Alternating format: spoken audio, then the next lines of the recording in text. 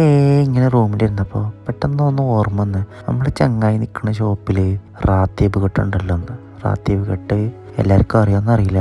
നമ്മളെ സാധാരണ പള്ളിക്കെന്നൊക്കെ കിട്ടില്ലേ ഈ പത്തിരി ഇറച്ചിയൊക്കെ മിക്സ് ആയിട്ട്, പത്തിരി ഇറച്ചിയും കൂടി ഒരു കവറിലിട്ടിട്ട്, അപ്പോൾ അത് അവസാനം നമ്മൾ ആ കവറൊക്കെ പൊട്ടിച്ചിരിക്കുമ്പോൾ എല്ലാം കൂടി മിക്സ് ആയിട്ടുണ്ടാവുമല്ലോ. അത് ഇവിടെ ഒരു ഷോപ്പിൽ കിട്ടുന്നുണ്ട്. നമുക്ക് അവിടെ പോയിട്ടൊന്ന് കഴിച്ചു നോക്കാം. ഞങ്ങൾ റാത്തീബ് കെട്ടിനോട് ചായ പറഞ്ഞിരുന്നു, പക്ഷേ ആദ്യം ചായ വന്ന്. അങ്ങനെ റാത്തീബ് കെട്ട് എന്ന് പറഞ്ഞ സാധനത്തിൽ ഞങ്ങൾ പൊട്ടിച്ച് കഴിക്കാൻ തുടങ്ങി. നമ്മൾ ടോട്ടലൊരു 6 പേരുണ്ടായിരുന്നു. ഒരാൾ ഫോൺ വിളിച്ചിട്ട് അങ്ങനെ പോയി, അവനത് മിസ്സായി.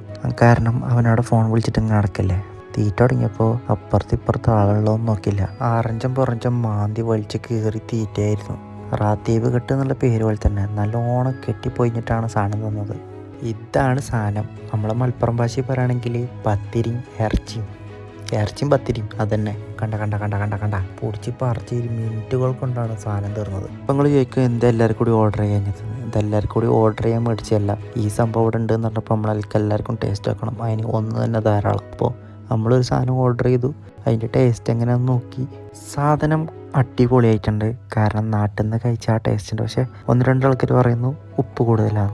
ചിലപ്പോൾ അതിൻ്റെ അന്നത്തെ ടേസ്റ്റ് ആയിരിക്കട്ടെ. ഇവിടെ ചില ദിവസങ്ങളുണ്ട് എന്ന് പറഞ്ഞത്. ഞാനൊന്ന് തിരക്കി നോക്കട്ടെ. സെറ്റാണെന്നുണ്ടെങ്കിൽ ഒരു ദിവസം കൂടി ഇവിടെ വന്നിട്ട് വേറെ സാധനം ഓർഡർ ചെയ്തിട്ട് ഒന്നുകൂടി കഴിച്ച് നോക്കാം.